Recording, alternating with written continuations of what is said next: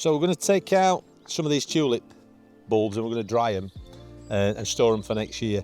These are 5 years old now, and because we lift them every year and dry them, they tend to save better. Tulips have a habit of, if you leave them in the ground, after a couple of 3 years, they tend to slow down and the flowers aren't as good. So once they finish flowering, feed them.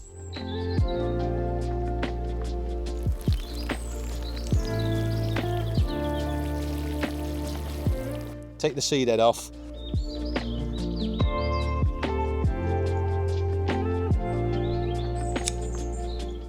Leave them in the ground for a couple of weeks until they go to this sort of stage. And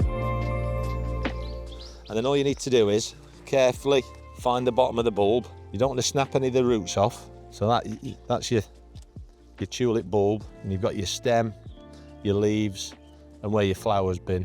But we've obviously taken the flower seed head off. So the reason you don't want to snap that stem off is because there's still some goodness in that stem, and you want that goodness now to go into the bulb. Because the more energy that goes into that bulb and is stored for next year, the better the flowering will be. So, as I said, we've not damaged the root system, so we're going to leave that on as well. And what you want to do is store that in a fairly bright, warm place. Let the sun dry it out completely. And we've got some examples over here of daffodils that we've done the same thing with. So that tulip is basically at the same sort of stage as this daffodil here, slightly drier. And then what you want to do is leave it in a warm, fairly sunny position and let it dry, so you're more or less baking the bulb. And then as the leaves dry, all the goodness out the leaf will go back into the bulb. So this is a daffy bulb, and it'll dry. And then you want it to end up like that, because that'll store. It's rock hard.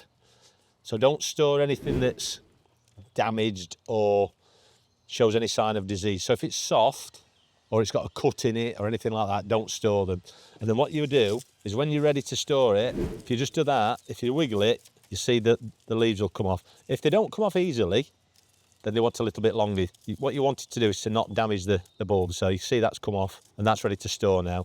You don't even need to clean this soil off. You can leave that on. If it's still wet in there, which that isn't, it's completely bone dry, then you need to dry it again, because there shouldn't be any moisture in it at all. And to store them, all we do is I put them in a little cardboard box, keep them somewhere frost-free and ventilated in the dark. And then in September, October time, for daffodils, you can bring them out and plant them up. For tulips, it's slightly later. You want to be planting those out in November, December time.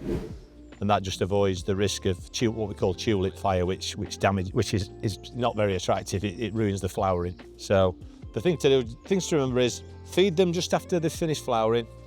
Leave them with the feed for about 2 weeks. Let them die off a little bit in the ground. Take the seed head off. Lift them.